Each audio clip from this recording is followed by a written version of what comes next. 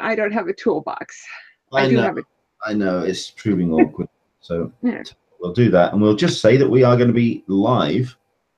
Oh, we are live. Well, we are live now. We're going to start in about 4 minutes' time. No countdown, because the countdown that I have on my computer has a date on it for the 6th of August, which it clearly isn't. It is the 17th of September. Welcome along.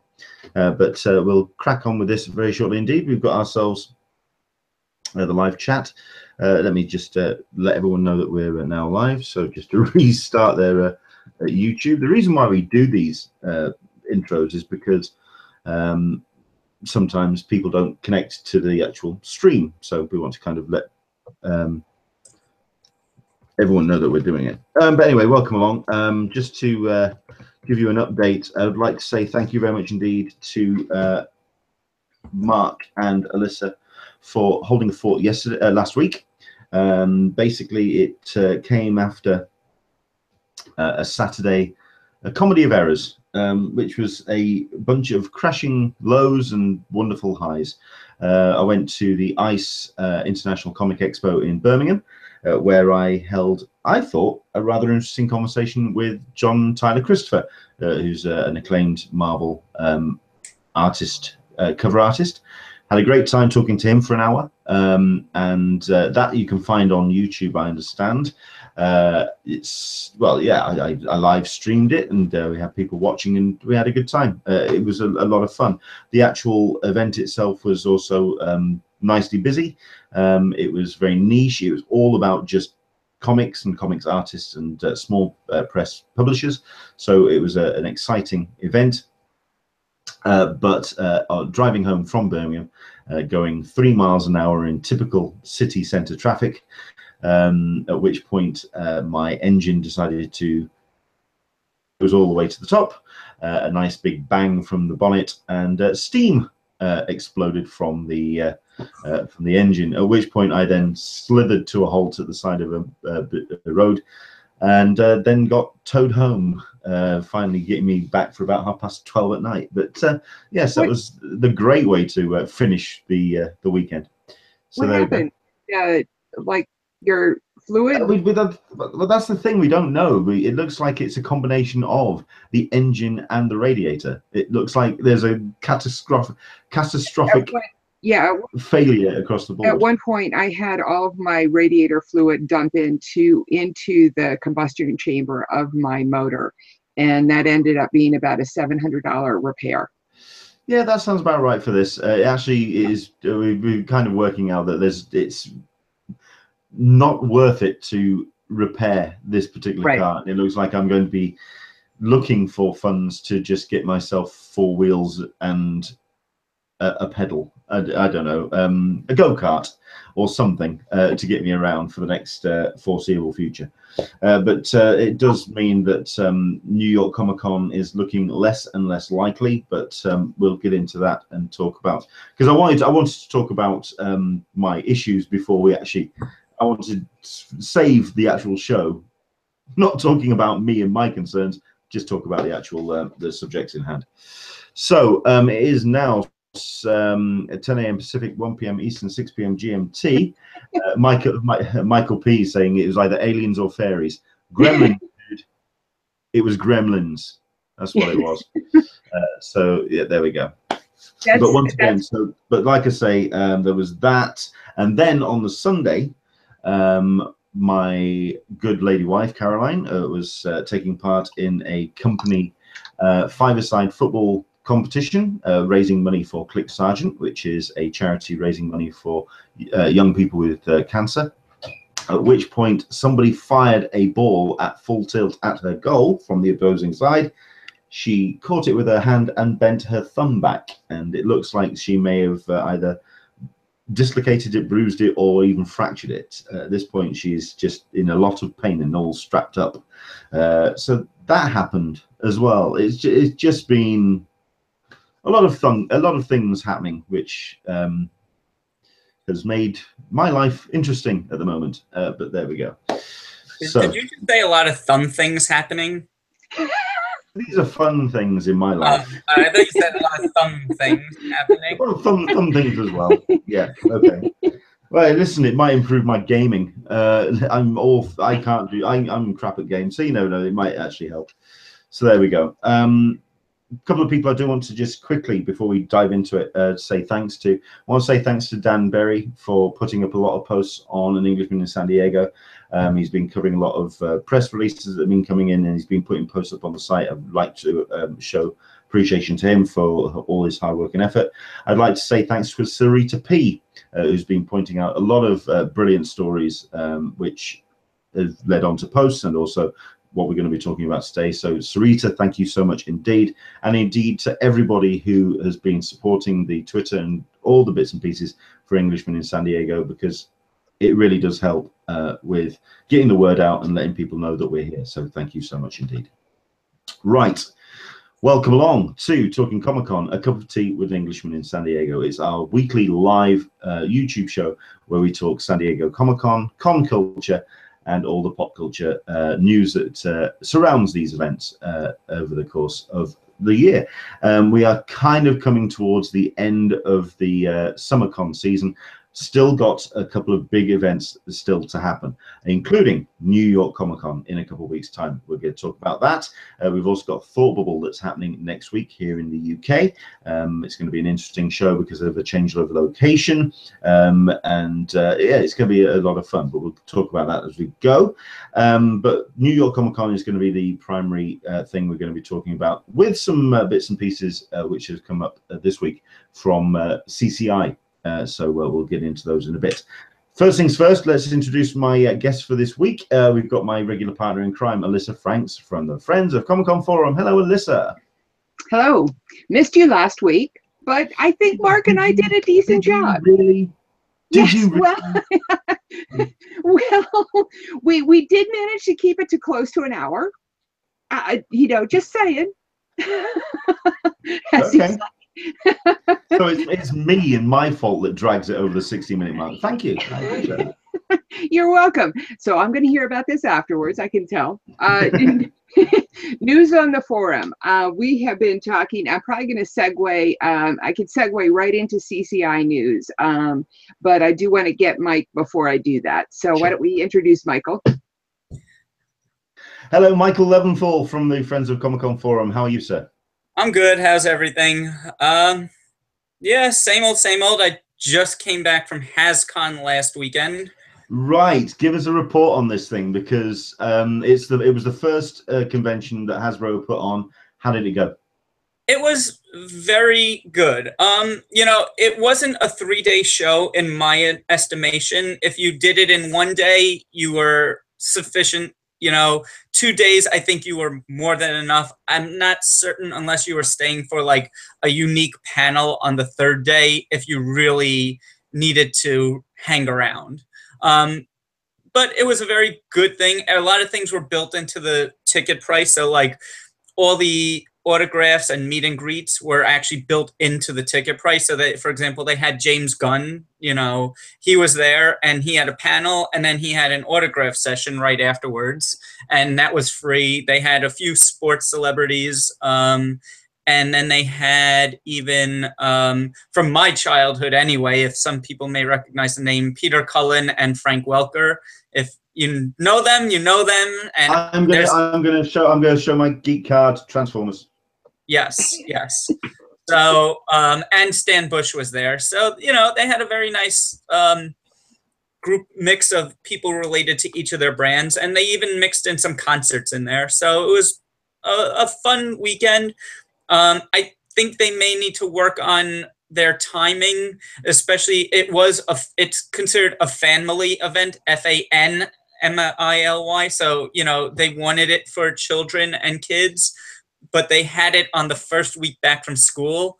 And that really, I think, showed, in my opinion, for a Friday, because it was unfortunately a little low attended on Friday, but that could be explained if people don't want to take their kids out on the first Friday of school. By Saturday, they had a nice attendance. Cool. Good. From the pictures that I've seen, it looked like a lot like the Lego the Lego event that we have here in the UK. Sometimes I think we've got a couple in North America as well that happen. You have that focused fandom, and it was very kind of, it seemed a lot like that. It looked like a lot of fun. So I'm glad you had a good time. So that's cool. How were the lines? Yeah, the lines weren't bad. None of the. I think last week you mentioned that they were giving out tickets to the panels. That's not true. The panels were all free.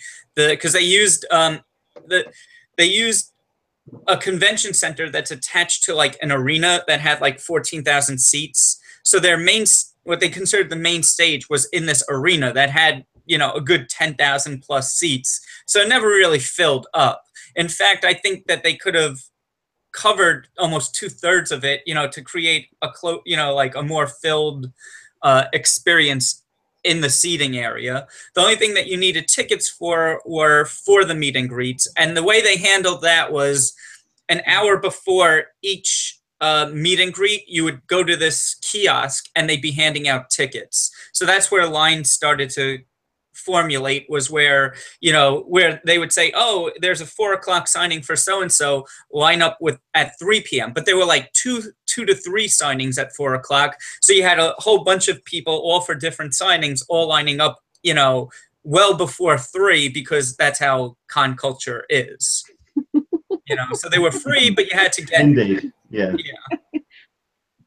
Huh. Nice. I mean, nice. I'm surprised about the size of that room. I mean, even the panels that I saw, even Hall H, or even a small room, you're never going to touch that kind of numbers. Yeah. That sounds a bit weird. I think it was. But there we go. They got that arena because it's connected to the convention center, so they got the whole arena, as part of some package, and they used it for the main stage. And I don't think they wanted anyone left out, so they didn't want a situation where for a big panel someone couldn't get in, or their concerts. But at the same time, I think they also know their ticket sales, so I think there was plenty of time to kind of say, well, we don't need, I don't know if you've ever been to an arena where when they set up, they could, drape off almost half the arena. So you only get like half of it. And it just makes it feel a little bit more full when people come in. And I think they might have done a little bit better of a job just to create that more full feeling, not just for the people, not just for like an attendee, but for the panelists themselves. It feels a little better when you see something like that. Yeah, the last thing I want to do is look out and see an arena of empty seats. No, I appreciate that. And you don't have the expense of all of the extra ushers, plus, it into it. So it offsets the draping costs, which I expected were pretty high. But this was their first year, so hopefully they're learning. It was still very, very well done. I know the first they did have some exclusives. I have a few sitting behind me, but they were nowhere near what a San Diego line exclusive would be. I mean, I did want to get them out of the way, so when I got in on Friday, I got online, and that was probably the busiest I've seen that line, and it still only took me about an hour to go through it. But by the time Friday evening rolled around, it was walk up, and they had everything. You literally walked up, you bought what you wanted to buy, and that was it. And they even had, the only thing is if you wanted in the morning, they did have some leftover San Diego Comic-Con exclusive. So people were waiting in line because they wanted to pick up that Thrawn or the Primitive Prime or, whatever was the hot one at San Diego. Cool. So do you have any sense of where those will be sold after the con? Are they going to sell any of the HasCon exclusives? They are. Do you know where they're going to sell them? I heard Hasbro Toy Shop on the 20th is what I'm hearing, and I think even on the forum in the HasCon thread, one of the other people at AZT or Ange found the links or the buy number, the SKUs. So. Because we're adept at that sort of thing on the forum, finding those sorts of things. Yes. I'll say honestly that the the Black Series Captain Rex is a really beautiful figure. I have it right behind me. It's gorgeous. And just for kitsch factor, I don't know even why I bought it, but the My Little Pony dice, it's Dungeons and Dragons My Little Pony dice. And I don't know what made me buy it, but I was like, you know what? I have to do it. It's just too cute not to do it. I expect nothing less from you, Michael. I really don't take that the wrong way, but I expect nothing less from you. When you spot something, have it. That's fair enough. Cool, excellent stuff. Thank you very much indeed for letting us know about HasCon. Just very quickly as well to come back to our intro, just to let everyone know, of course, the Q&A is well and truly open. If you do want to let us know where you're watching from, and of course, if there's anything you want to talk about, or if you want to jump in with any of the topics we're going to talk about today. Loads of people who are in the chat room already. Hello, Michael P. Hello, Sarita P. We've got Aaron Neighbors. Hello from San Diego. KV Warrior, morning all. We've got ourselves Super Cat Chick, who's attempting to watch the show and the Chiefs game. So she's multitasking, so that's cool. We've got Andrew English, Graham Small. Hello from London. Well, Graham Small, obviously up in the wilds there, and yeah, it's lots and lots of people jumping in. So please, anything, of course. Dan Berry's in there as well, reminding us, of course, we've got Comikaze, or should we say Stan Lee's LA Comic-Con coming up as well. You've got Sarita P also letting us know that the HasCon exclusives will go on sale from September 20th. So just a couple of days, and you got to dive in on that one. Right, okay, so let's go with our first topic for the day, which is Comic-Con International.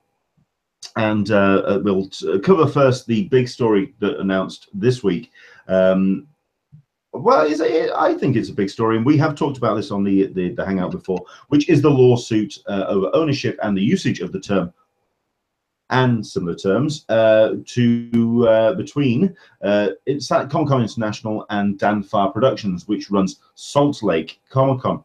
Now, San Diego Comic-Con International started the lawsuit. This was back in 2014, which gives you an idea of how long this has been going on now.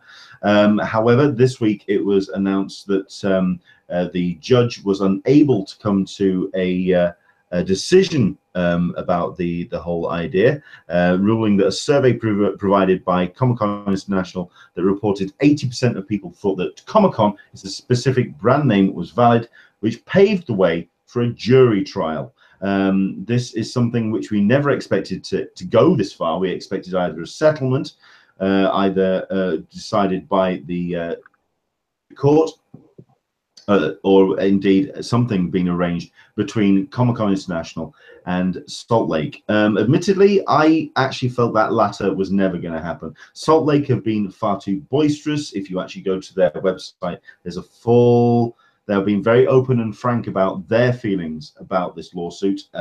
It's something that they've been very vigorous to defend, and yet Comic-Con International also feel they have a very strong case. So neither of them were going to back down. This was very much two bulls in a china shop. Admittedly, I think that analogy actually holds up, because I'm wondering how much damage this could do to fandoms and conventions as a brand when people suddenly realize that this is turning very much into a corporate war.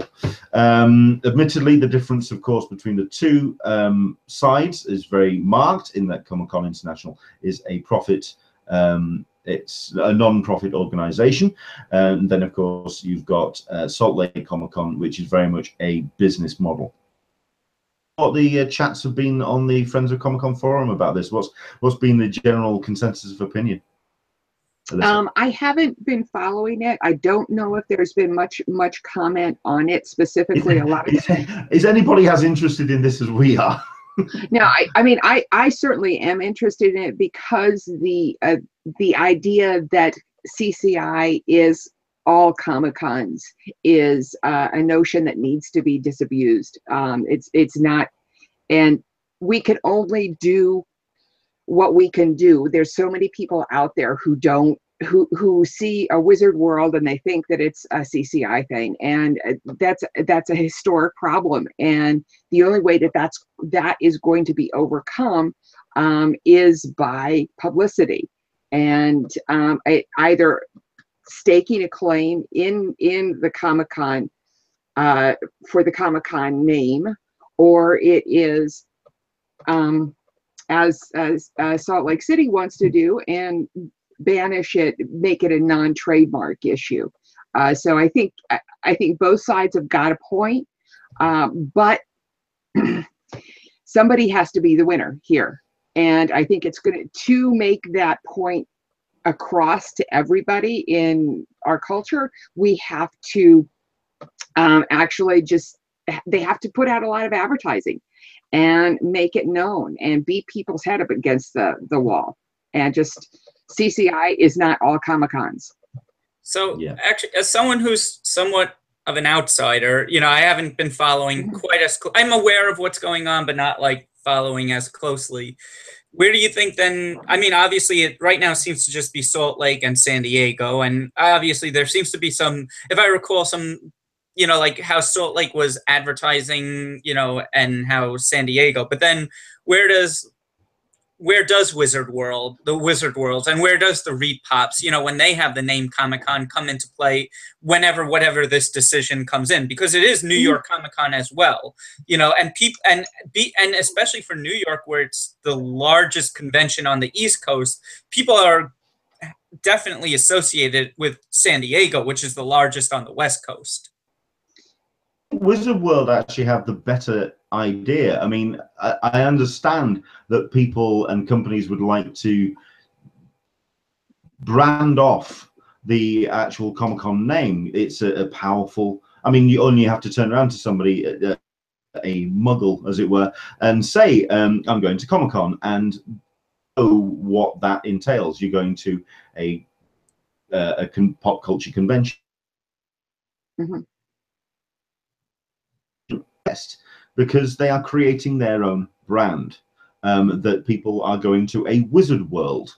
It's kind of like it's a determined thing. I personally think they are making themselves a stronger position down the line. But it's like Andrew English is saying, he's going in a couple of weeks. He's attending Coventry Comic-Con and then MCM London Comic-Con, and those are both advertised as printed. And at which point anyone could quite easily then turn around and say, oh, right, so it's the San Diego thing then. Right. There's your problem right there. Where do you know where the jury pool is going to be selected from? Do you know the location of it? That's a bloody good question.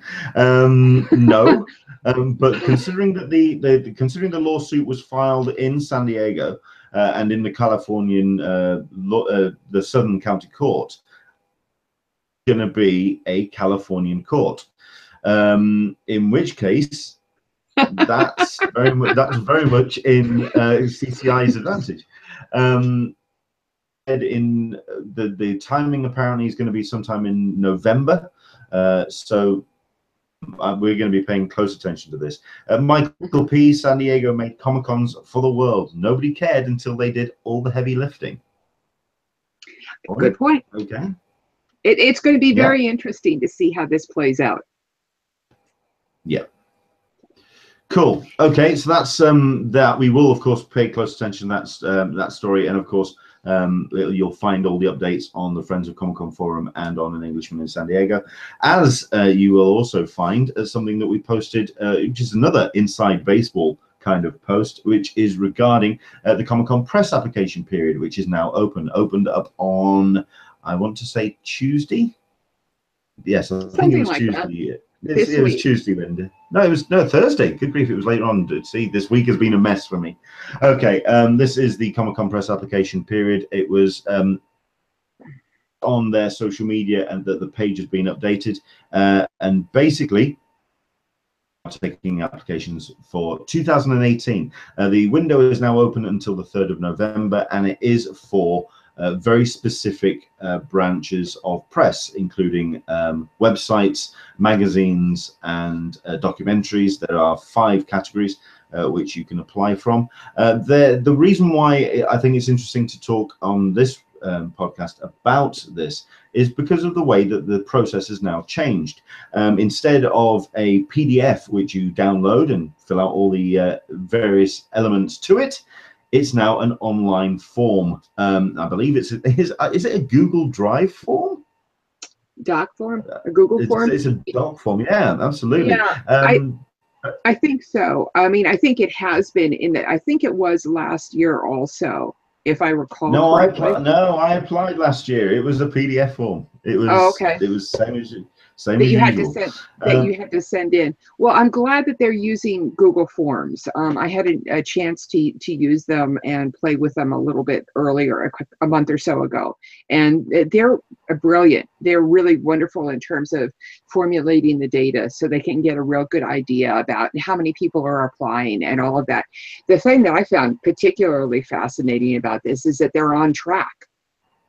They're yes. Unlike last year, it's happening in the fall when it should happen. So it's yay, thumbs up, good job. DCI is never late. They're always on time. They're like a wizard, you know. I saw that coming a mile away. Did anyone else? Right. Nicely done. Yes, they are on their time. Excellent stuff. Yeah, I mean, the other thing that I found fascinating about the application this time around is also the fact that they are being the applications in that they are now requiring a signed assignment letter from the boss of the organization that you're applying for or on behalf of, which is kind of going to help with sorting the wheat from the chaff. It's very much a case of making sure that these are people that are going to be contributing to a website or to a category.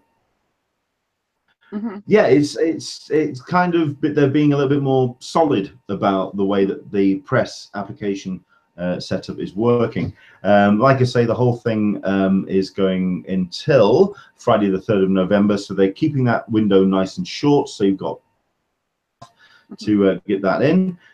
I think did they say 6 weeks after?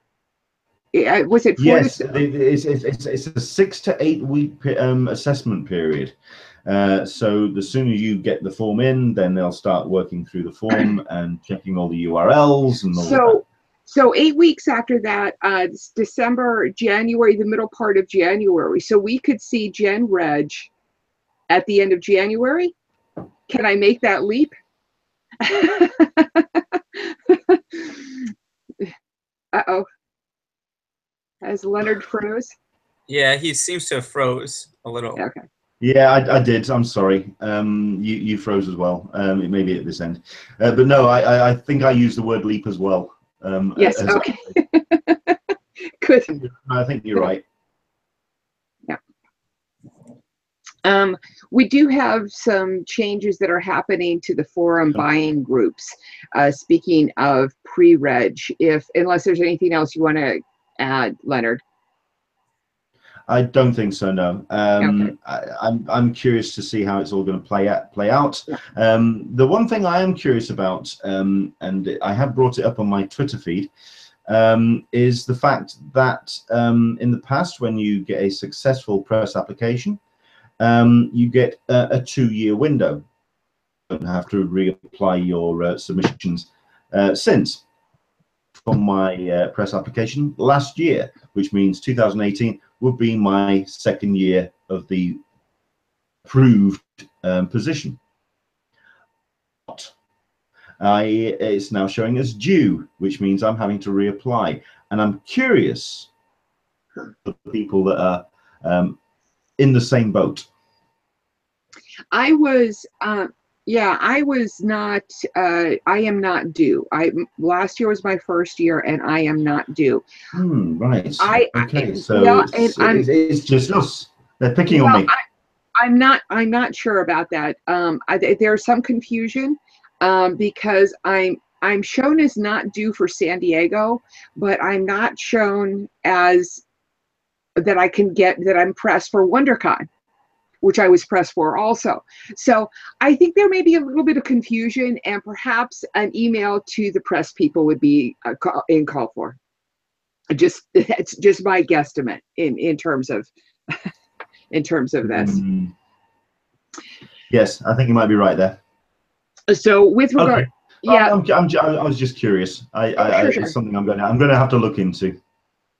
So I do want to briefly talk about the fact that pre-reg, we all expect it to happen sometime in the fall, October, November. We have hit the upper limits of what Google Docs can do. We all know about the 50-person per doc limitation. That's a sheet per limitation on each of the sheets. But when they are married together, as my technical people have done, Jay Riston and Brooklyn have done, there's also an upper limit on how many sheets that we can have together. So all of our buying groups are pretty much full, and it stands to reason that unless we start up a second grouping of buying groups, we have hit the limit on how many people we can accept.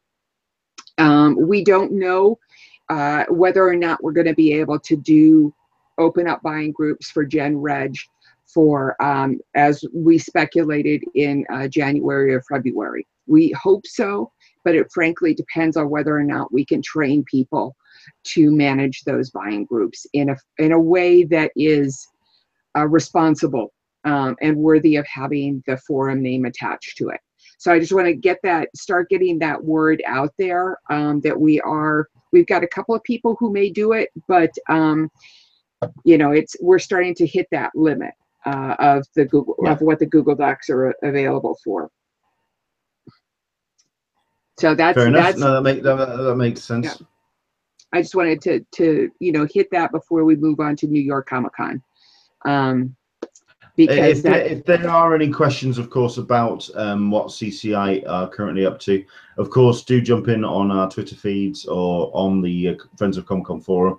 Ask us any questions, and we'll do what we can to answer. Like I say, at this point, I'm kind of in. I'm not just going to be an outsider on this one, because it is something that is affecting me as a press applicant. So yes, I'll be enjoying the process with you. So please do ask any questions. And if you are also in the same kind of situation that you applied successfully last year, and now in your second you are asked to reapply again, do check your member ID and see where your status is on that. Alyssa, so will you be going to lotteries then to let people into the buying group? Nice segue, Mike. Nice. I am not sure how my buying group coordinator is going to manage it. We will see. We've got 3 prospects for people who may manage the new set of groups that are coming through, but they're all going through the training process. And we come to realize we do need a training process. Kind of sort of like I think New York Comic-Con needs a training process for their lotteries. See how I did that? Yeah, I see. Yeah, very good. Do you want to give us this is where we now jump in on this then. So New York Comic-Con takes place in 2 weekends time. I'm going to because I seem to be freezing a couple of times, I'm going to leave this now entirely up to you two. I'm handing it off to Mike, because Mike knows. No, Mike knows. I gave a brief summation last week, but Mike knows a lot more detail, and frankly, that's one of the reasons why we asked him to come on this week, so he can help us understand it and explain it to us. All right, I guess I'll run down. So I guess lotteries, are now the thing for New York Comic-Con, and they decided this year they were going to do lotteries. Not just they had been using lotteries in the past for their autographs, and had started to do so for some of their exclusives. But this year they also decided to do lotteries for their main stage panel. So most people, I think watching have seen that they actually already opened the lotteries up for you to enter. However, that said, there's no, like, it's a lottery. There's no rush. You don't have to go in, like, you know, right when they opened it. You have till the 25th to settle down, look at everything you want to do, you know, and enter at that point. The way the lottery is structured this year is, I believe all the main stage panels, a few exclusives, and the autographs are all combined into one lottery system. They're separated into two groups. Comic-Con, ReedPOP decided which items were in each group, which I found a little interesting. But and the way it works is within group 1, you got 2 choices, and within group 2, you got 4 choices. So they're basically saying group 1 is the more exclusive. Yep, thank you, Leonard. Group 1 is the more exclusive of the panels or autographs, and group 2 is more of the semi-exclusives, or not as wanted. I don't, not wanted is not the right word, but desirable. Desirable, yeah. So basically, once you're in, you enter your fan verified email, and you get to the screen like Leonard has, and you basically just start clicking away at what you want. You could choose 2 of the from the top 2 and 4 from the bottom grouping. And then I think the one thing to be aware of is if you, it may seem like you would want to scroll down and hit that button, but you don't do that. Actually, what you want to do is scroll upward and choose the different days, and it saves your choices from each tab. So if Leonard were to now click but go back to Thursday and say, oh wait, maybe I want to do something different, his choices from Thursday are still there. Okay, well, I'll do that and demonstrate. So there we go. My selection for the Steven Universe cast signing is still intact.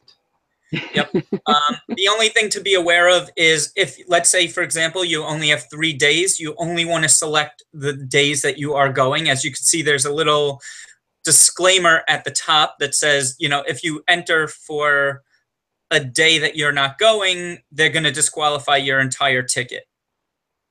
Oh, wow. Okay. Yes.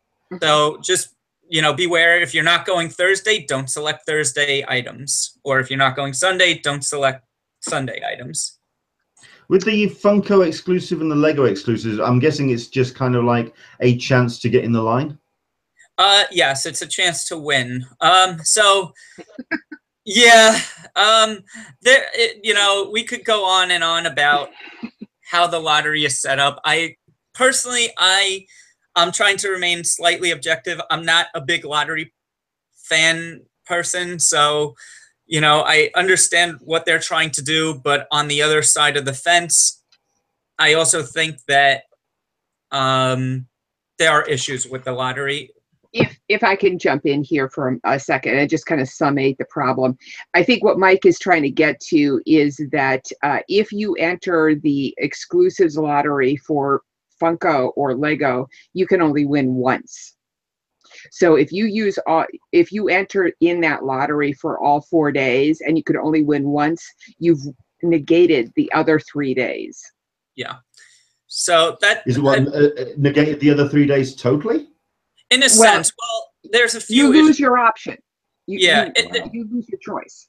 There's a few issues going on. I mean, I think first off, you know, I understand it's their first year, so I'm not going to go completely crazy against them. But at the same time, I think autographs, exclusives, and panels are 3 different things and should have been 3 separate, really 3 separate categories. You know, me entering in exclusives is different than me entering for a panel. So they really should have had them in different categories wherein you choose, you know, your options within those categories. Or, and this is where I feel slightly different, I think it's a lottery system. So if you're entering the lottery, you have an equally chance of winning as losing. So I think that you should be able to enter whatever lotteries you want. I was talking at the Brooklyn Defender party, you know, a few days ago, and one of the exclusive things were, well, you know, if you're allowed to enter all 8, 9, 10 items, you know, you could win 8 or 9 things, but then someone else could lose it. But the same holds true for if you limit it to 6. Even if you have 6, I could win all 6, and someone else could win, you know, lose all. That's the beauty of a lottery. It's you know, it's random, you know. So I mean, and then again, one of the issues is that if you notice, Funko has stated on their own website that you could only win once throughout the entire convention. However, you can use your entries all 4 days. So the response I got from a contact at ReedPOP was, well, it's your choice to enter all 4 days, you know. And so I said, well, then you're arguing both sides of the fence. Yes, it's my choice to enter all 4 days, and therefore I should either get the benefit of winning all 4 days if I use my entry for it, or lose all 4 days. I mean, that's how I feel a lottery kind of works. It's a lottery, you know. I think if they had set it up in a system where you enter once for Funko, it's just an entry. You say, here's the one entry. You're entered for all the days that you're eligible, that you're attending the show, and whatever your result is, that's your result, but you can only win once. That's a little bit more fair in my estimation than saying use your entries for all the days that you're going, but you can only win once.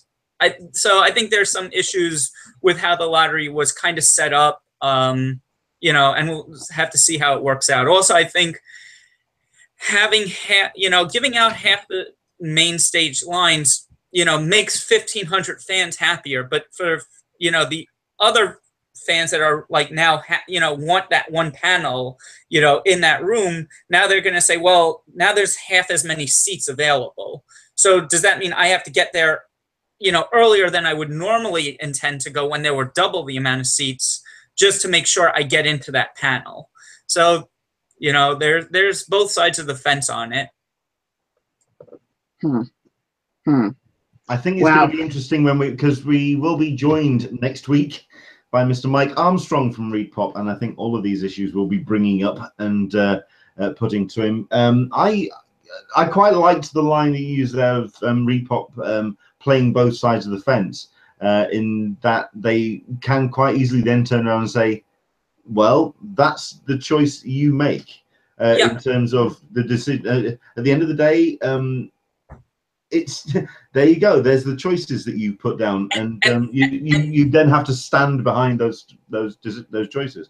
I get that, and that actually was their response: is, oh, that's your choice to enter all 4. And my response is, yes, it's my choice to enter all 4, and therefore I should be able to win all. You know, that was my choice. I used my entry for all 4, and therefore I should have the opportunity to win as many times as I entered. That was my choice, was to use my entries for this purpose.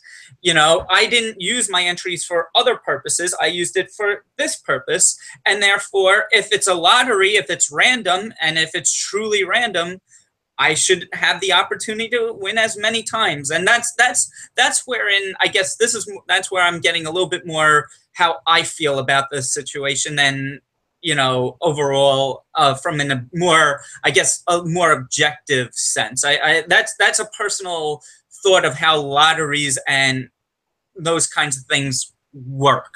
You know, I get where you're coming from, but I also think, say for example, if we use Funko as the example, if you win once and it negates the other options, or negates the other entries, at least you've got in, and then it opens up the opportunity for somebody else to get in as well, and it fills out the gaps, as it were.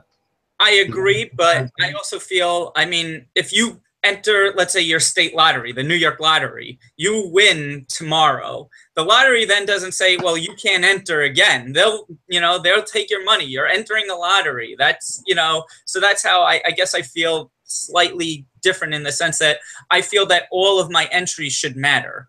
You know, if I've used an entry for a specific purpose, then it should, you know, be available for all the purposes. Like I said, if they had one entry where you're entered for all the times, and then they say, you know, that's just this one entry and you could win, you could lose, but that's the end of it, that's a different scenario of how they're doing the lottery. And then I wouldn't have these kinds of feelings about how it was set up in a sense. You're wanting the moon on a stick, Michael. You're wanting the moon on a stick. No, what he's yeah, is a little bit more thought in, bring somebody in who understands a little bit more of lotteries and statistics. I think that would go a long way with this, and just working it through a little bit. I think that it does bring up ReedPOP being the innovator of new techniques, RFID, for example. They're the first ones who brought that out. It brings up, as a lot of people are saying on the Q&A, is what does this mean for lotteries at Hall H? Which I think is given the problems that CCI is having with trying to manage their larger room, I think that they are going to be watching this and seeing how it plays out. Well, one other thought I had, and one of the things that they're using the lottery for is, obviously they're saying, we don't want you waiting in line. We want you to be able to enjoy the show. It shouldn't be line con for you and whatnot. But then how do they settle the other issue of, all right, I win the lottery, great, I want to go into the panel, but I want to sit at the front of that panel. So now I'm still going to line up that day, regardless of whether I've won, and sit on that, in that shoot at the, beginning, because I want to sit at the very front of the panel. You still can't get around that issue also. So there are still people that are going to be lining up all day in a shoot because they want to be the front and center. Mm-hmm. Yep. Absolutely. Absolutely. It will be interesting to see how they play it through, and how they deal with the no-shows. I'm looking forward to seeing the the massive queues at, you say you've got a 7:30 show, massive queues starting at at 7 o'clock to get into in case somebody doesn't show up. That's another line con issue. Yeah. So it's going to be interesting to see how this plays out. But ReedPOP has done these kinds of things before and tried new things. Yep. And if it doesn't work on Thursday, they'll try something new on Friday or Saturday, and hopefully they'll get it worked into something that we can all use. They are very fluid like that. I very much appreciate that. We've got a couple of comments on the Q&A about this. Cedric Carmichael, not a fan of lotteries. I haven't attended Hull H since 2009 because of the lines, but would attempt lottery so diehards would suffer. Andre White, Flushing Hull H might happen as well, but he's feeling that lotteries may apply to the future of CCI as well. In terms of New York, Sarita P puts on a very good point. If you win Funko and you're in line and the item you want is sold out, what then? Because you are negated for the rest of the days. You can only get it if it's on a third-party market. Aaron Neighbors, you can enter as many times, but you should pay for each time if you want to draw parallel with with winning the lottery or playing the lottery. Sarita P, let's have a look at this. ReedPOP is trying to make people do other things, but it should be the person's choice. If someone wants to go to the con just for exclusives and be online all day, that's their choice. It's a perfectly valid point there. Super Cat Chick, I think a well-implemented lottery would be amazing, certainly for Comic-Con, but can see the argument for keeping the line system. So yeah, I think they'll keep the line system. I think they're just going to get rid of wristbands, but that's a whole other conversation. Well, an interesting video popped up on Twitter yesterday, which I CC'd both Michael and Leonard on, which had a picture of somebody pulling a wristband out of their backpack and putting it on. I've since inquired to see how that was received by the staff members and all of that. And the comment they said was that the person was asked to leave. And I'm not quite sure what that means. Did they identify, does CCI have an example of a fraudulent wristband? From what I could tell, it wasn't necessarily a fraudulent wristband, but what someone had done is on the evening when they were handing out the wristbands, someone had taken that wristband and put it into their bag instead of putting it on straight away. In other words, they were then able to either hand the wristband to somebody else, or then they could use their teaming setup to actually get other people into the line.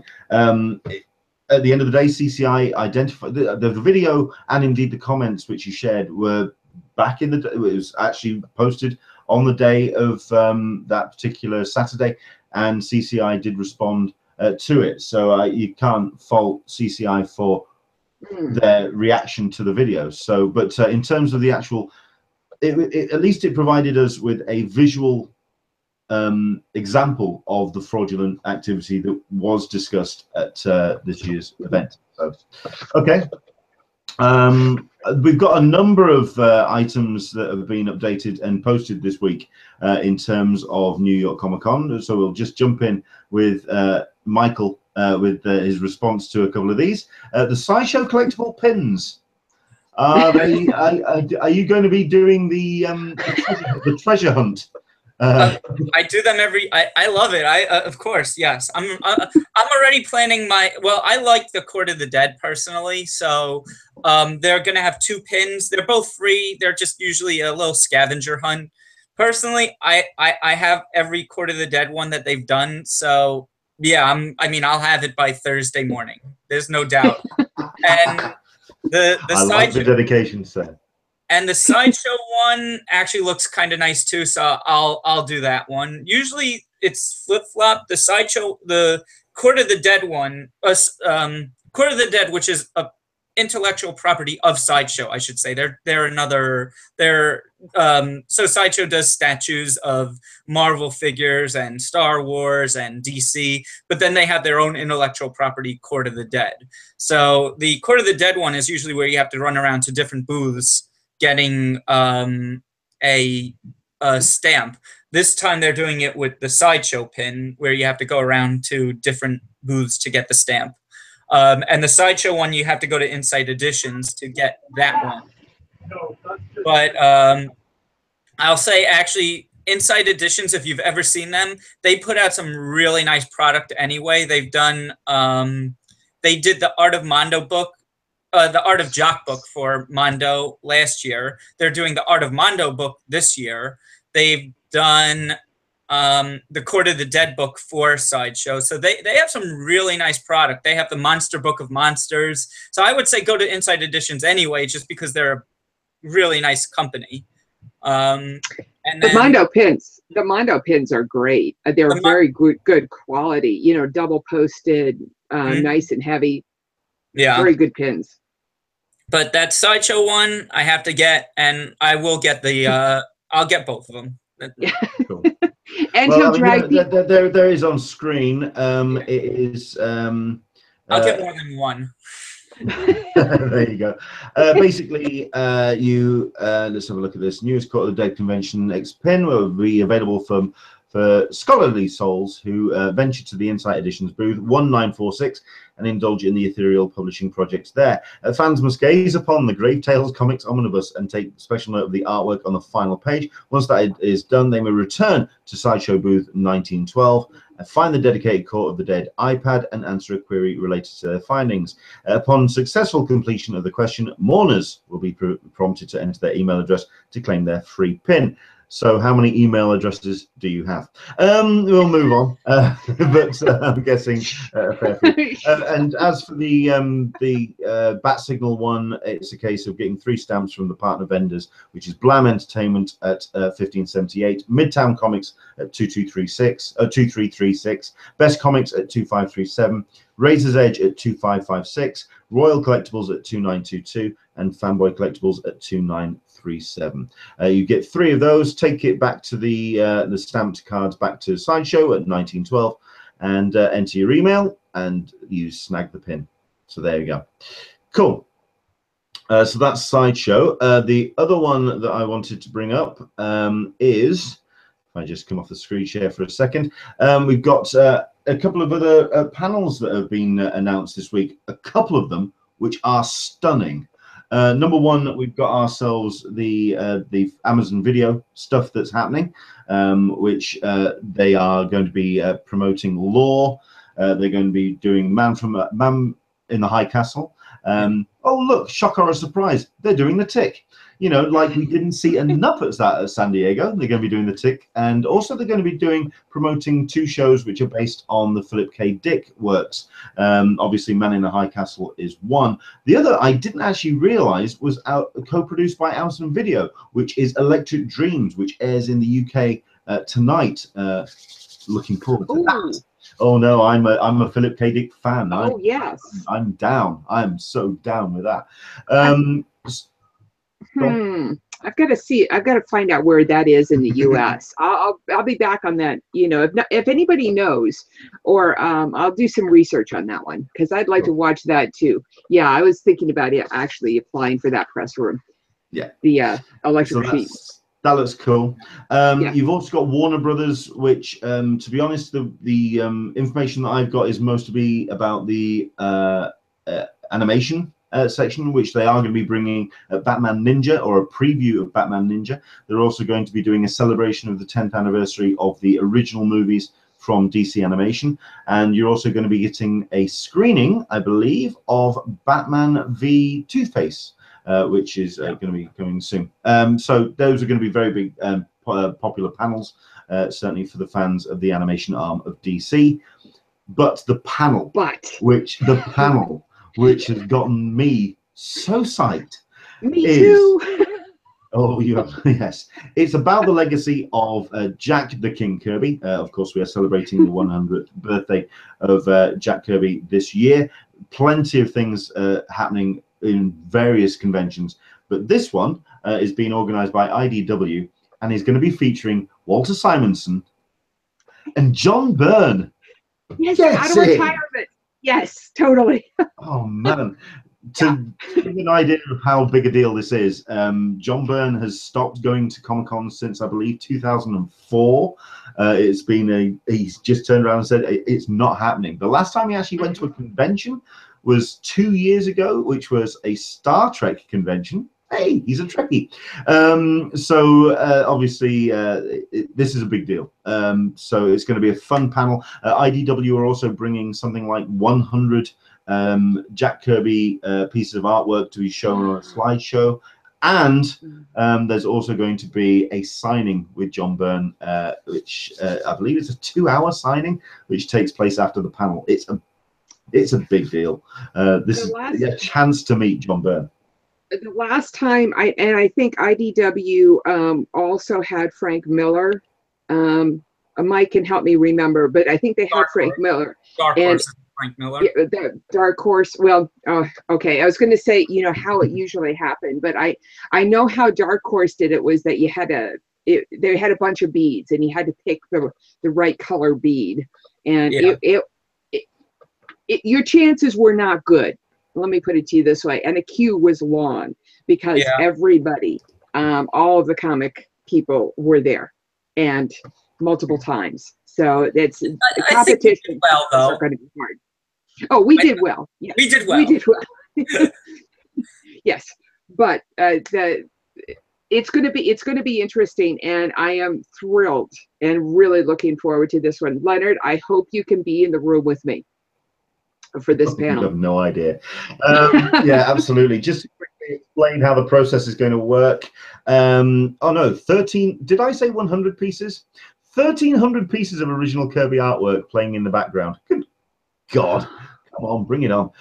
So the idea is that because these signings for John Byrne are very rare now, IDW are going to be making every effort to accommodate as many people as possible in the 2 hours. However, the idea is that the first 100 fans that purchase a special con-exclusive version of Byrne's long-running series of Star Trek photoplays, Star Trek New Visions 18, are going to get a ticket and a chance to come face-to-face with the man himself. The convention exclusive item will feature a special Byrne featured photo cover, and the good news is if you're not one of the first 100 people, John Byrne will then accommodate as many standbys as rules allow. I do quite like the rules in terms of what you can take to get signed. Limited to a maximum of 3 items. The first 2 must be IDW books, and the third item can be a non-IDW item. I'm tempted to just take IDW stuff which isn't John Byrne related, just kind of just to freak the crap out of him. Just there you go, sign that Teenage Mutant Ninja Turtles book. Go on, knock yourself out. Is there a price on that book? No, there isn't. That wasn't actually announced as in the press release. Good question. The artist edition books that they publish, and I assume that it's going to be of that caliber, are usually in the 125 to 175 price point. Yeah. So because I know that they did similar things for Frank Miller, where there was a Frank Miller book. If you bought that version at Dark Horse, you got an autograph as well. But that book was, in the 200 plus range. So it could be. I wonder if because of the signing, it'll enhance the price a little bit on it. Regardless, I know where I'm going to be Thursday morning. With me at Bottom. I think the fact that he's signing for a 2-hour period shows a lot of stamina, dedication back to this. Yes. Yeah, and fair play to the guy. Fantastic. Yeah. So that's cool. That's certainly been the highlight of the New York Comic-Con news for myself. I mean, Michael, was there anything announced this week, or is there anything that's coming up that's kind of attracted your attention that we haven't kind of talked about? Well, Warner has 2 other panels that I'm aware of. They have the Batman animated series, which should have Kevin Conroy and Bruce Timm and Tara Strong. And obviously, Hamill's around the convention, so there's kind of a rumor that, he might. I wanted to very quickly talk about this. I completely forgot about this. You're absolutely right. He sent out a tweet this week because obviously a lot of people have been. He doesn't do autographs, or he doesn't do autographs that often, or he doesn't do them at all now. I'm trying to remember how the actual way is, but I think he basically he distances himself from the whole thing. He has tweeted there is going to be an autograph signing with Mark Hamill, and it's lottery based. Yeah. Yay! Shocker or surprise. So no, that apparently is going to be New York Comic-Con arranged. So as soon do follow NY. Which is interesting. Comic. I didn't see it in the lottery. Was there a Batman? No, I looked. I looked hard. No, I think it's going to be a whole separate drawing thing. Do you guys remember the price on that? I thought it was going to be $300. Am I misremembering? For what? Hamill. For Hamill. Hamill's autograph himself is $300. Yes, it was $250 at Celebration. But I'm certain that anything he signs for a Batman animated series will be related to Batman animated, and you won't be able to choose. It'll probably be like a poster kind of thing that they all sign. Right. That would be my. Here's a Teenage Mutant Ninja Turtle book. Sign that. Yeah. No. So, yeah, there is that panel. The other one panel that I know Warner Brother put out, which to me is interesting, is I think it's a Hulu now. It's Castle Rock. And if you're a Stephen King fan, this is the year of Stephen King. He's everywhere. He's got The Mist. He's got It. He's got Gunslinger. And now Castle Rock. I mean, Stephen King is pushing his non-book content to anyone that will listen to him.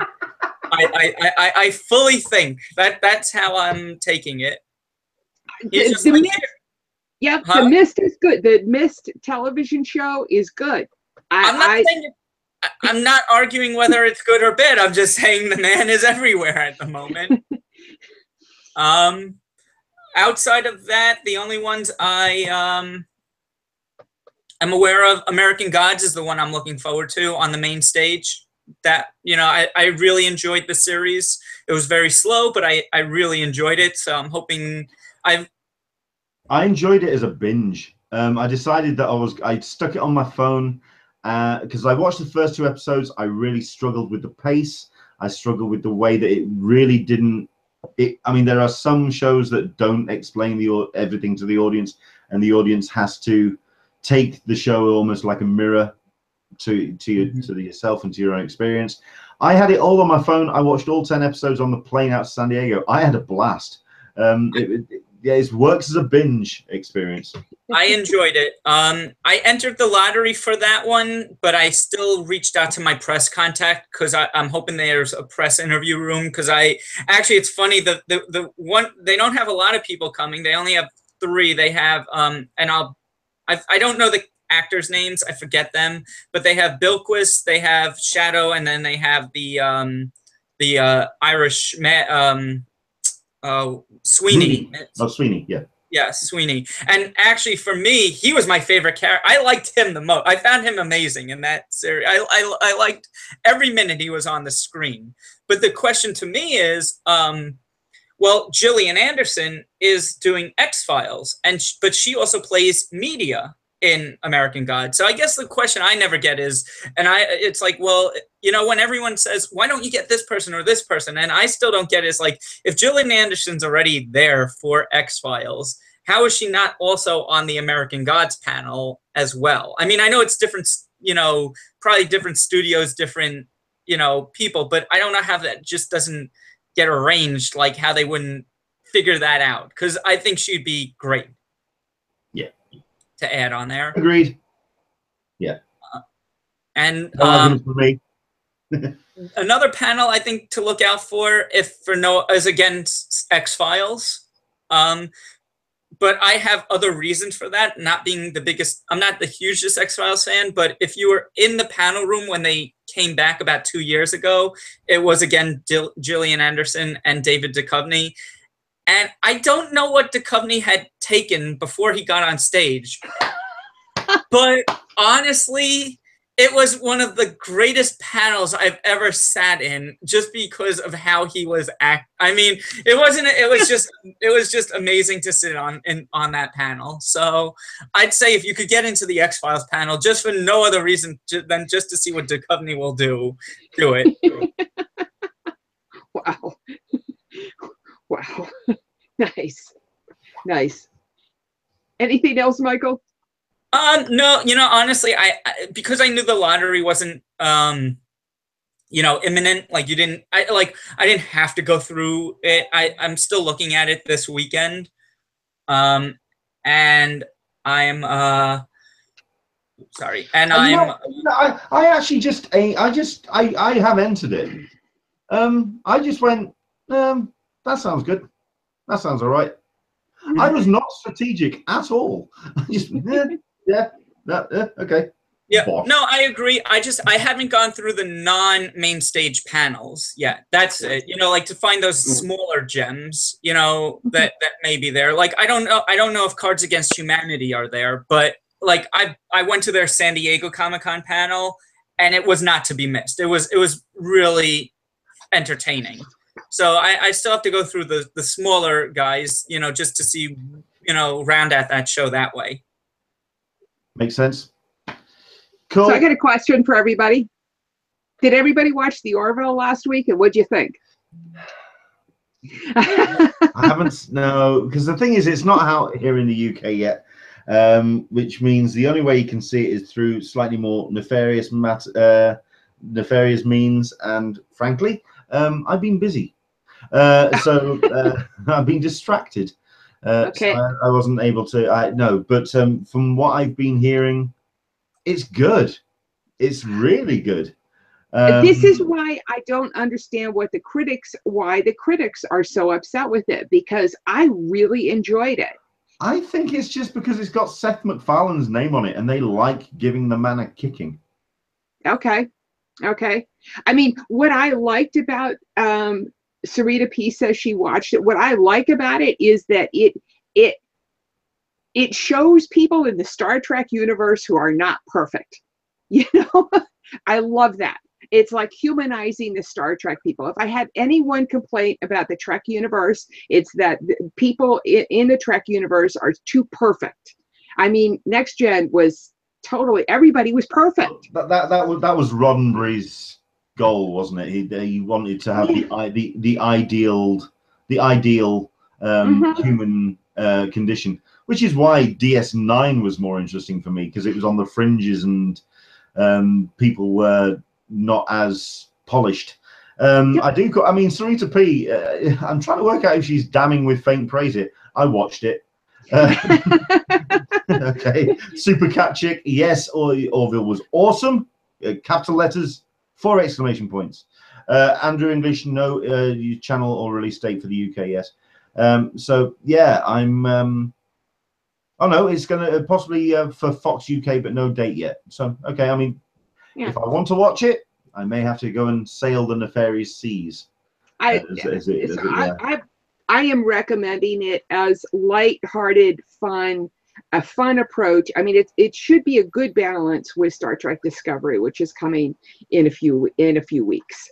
So, you know, a good just the two of them. I think it's great that we're having a couple of additions to the Trek universe. And I love it just for what happened. But tonight we've got the Emmys are happening. If people haven't, and got a bunch of different Burt Cumberbatch, Elizabeth Moss, David Harbour,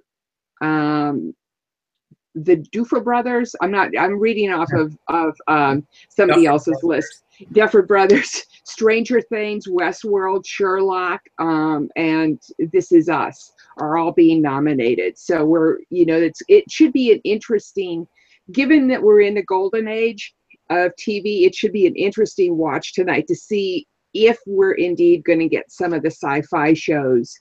I think it's Stranger Things is on a bit of a wave at the moment, and I think they may just tip it. I personally think it's going to be between them and Elizabeth Moss for The Handmaid's Tale, another show which has gotten a lot of critical attention. Which I think, well, it says a lot that even the ones that would lose are just stunning. You're right, it's the amazing television. Although I'm a bit peeved that Legion's not nominated for anything, but that's just me. No, I am too. I mean, at least nominated, you know, because it deserves a nomination for the innovation that it did. Get rid of Sherlock. Yeah, Legion. Michael P. brings up an interesting point that Star Trek Discovery has not been shown to the critics. Which it's one that's just going to get dropped. 25th. Right, it's usually when they do this with movies, it means that the movies are really bad. But given the fact that Trek, that they've been really very, very strange with their media lead up to this, it might not be bad. Yeah. If that makes any sense. You know, so you could see that as Michael as being two ways with it. But so the Emmys are tonight. We've got Fear the Walking Dead. We've got the Orville. The other thing that's happening tonight, which I'm really, really looking forward to, and yes, I'm going on my soapbox, is the Ken Burns documentary called The Vietnam War.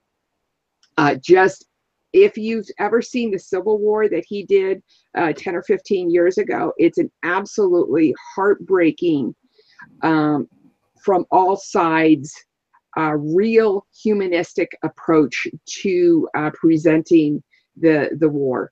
And I've seen some previews for it, half-an-hour previews, and it should be really powerful. I say this because I remember I was part of the protest movements in the late 60s, and I was in New York City, living in New York City at the time, and remember one of my earliest memories was of a kid who was sitting next to me. I was like 4 or 5 at the time, who was passing his draft card up, and because he was going to war.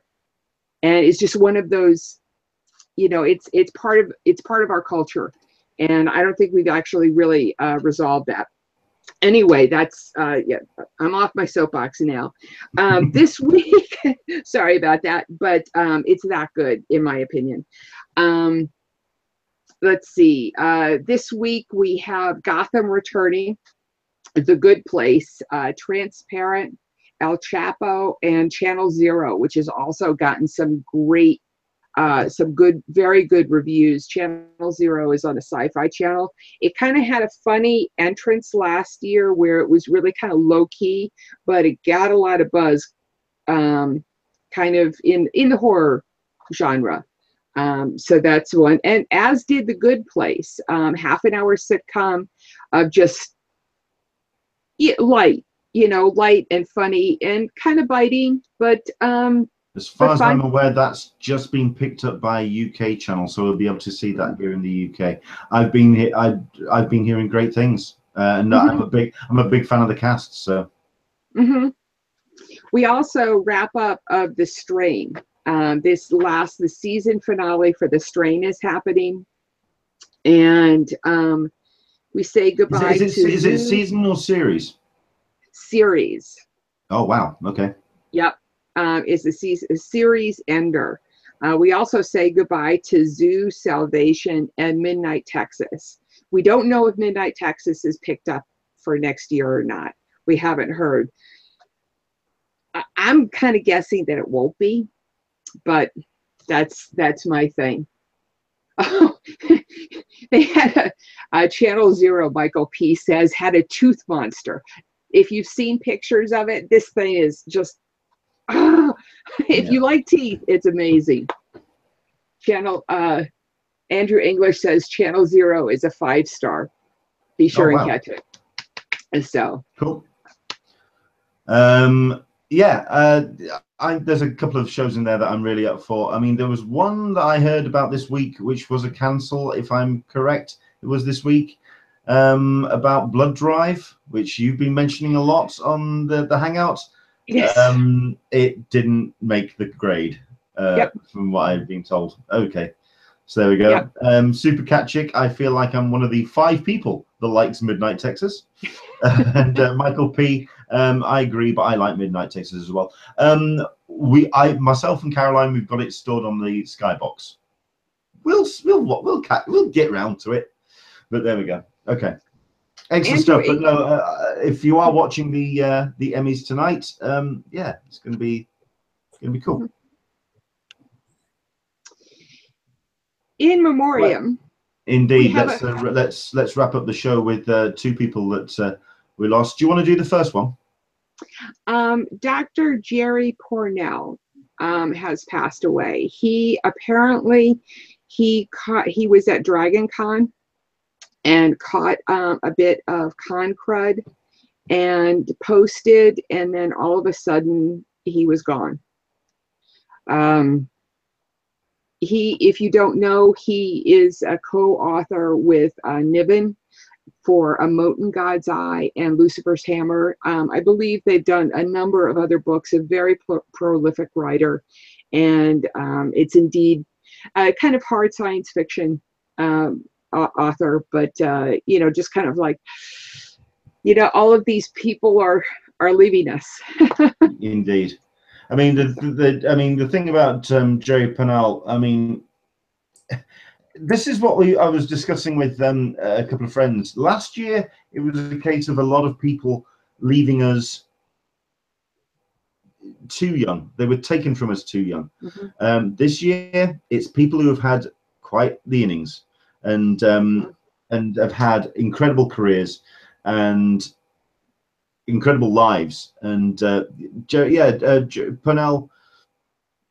I mean, I read his stuff in the American sci-fi magazines. That's how I got to know his stuff. I mean, then again, he also, I think he was the president of the sci-fi writers thing. So he was recognized, and he was a very good friend with Bradbury. He was one of those. He was kind of like part of the fixtures and fittings of American sci-fi, and it's a shame that he's left us. I mean, I'm just 84. That's not bad going. However, when it comes to not bad going, Harry Dean Stanton, who passed away 2 days ago, 91. Now, and not only that, not just 91. a hard 91. His life. Yes. Big style. There's been a number of people who've been talking about Repo Man, but for myself, oh yeah, there's been loads of. I mean, Paris, Texas was the first thing I saw him in when I was a pretentious little git watching film as a kid. But for me, when I think Harry Dean Stanton, I think Escape from New York, because that's just, I'm a John Carpenter boy. And of course, Alien is just his signature piece. It was a hard 81. And not only that, but every single person who has been remembering Harry Dean Stanton on social media has just basically gone, the guy had the biggest heart, the wickedest sense of humor, and he just wouldn't stop. It was all the way down. The man had his foot to the end. So you can't. We would all like to live our lives like that. His face has the same look about it as the Mick Jagger and the Rolling Stones face. You know, so don't you'll jinx it. Yes, hard living, and he enjoyed his life. Absolutely. It sounds as though. But any favorite role yourself, Michael? Repo Man. Harry? Oh, okay. For me, it's Repo Man with Emilio Estevez back in the mid '80s. That was where I got introduced to him. Just so. You don't forget it. Yes.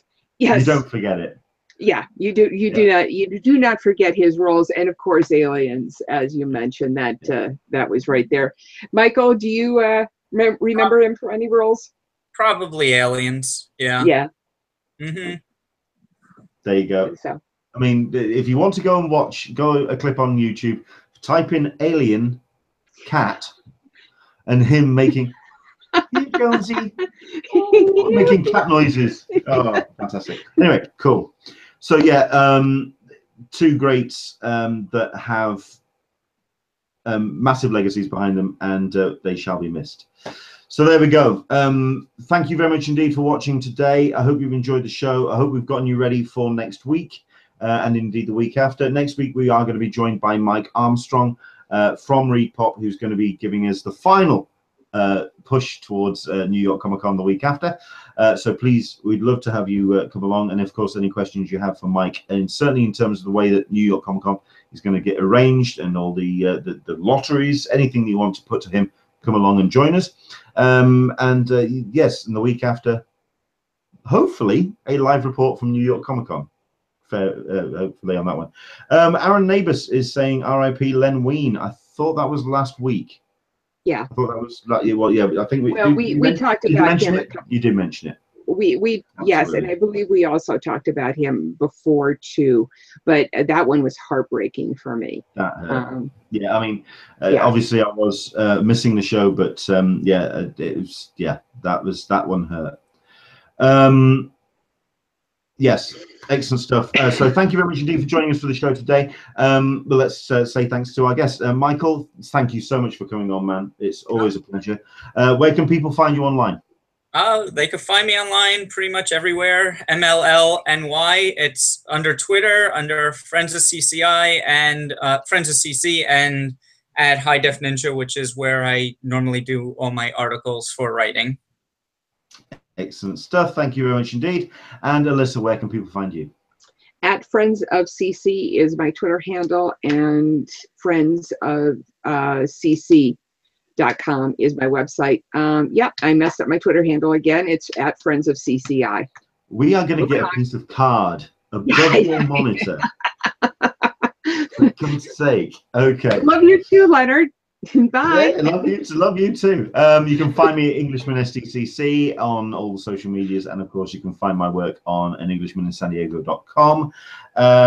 And of course you can please support and help the podcast and indeed all our efforts on An Englishman in San Diego at our Patreon, patreon.com/EnglishmanSDCC. That's it. We're back next week. Once again, Mike Armstrong from ReedPOP will be joining us to talk New York Comic-Con. Sorry? Send us your questions. Oh, absolutely. Send the questions in to Mike. We want to hear anything you want him to talk about on the show. That's next week, 10 a.m. Pacific, 1 p.m. Eastern, 6 p.m. GMT. We would love to have you come along. Take care. Enjoy the rest of your week, and we will see you soon. Bye. Bye. Bye-bye, everyone.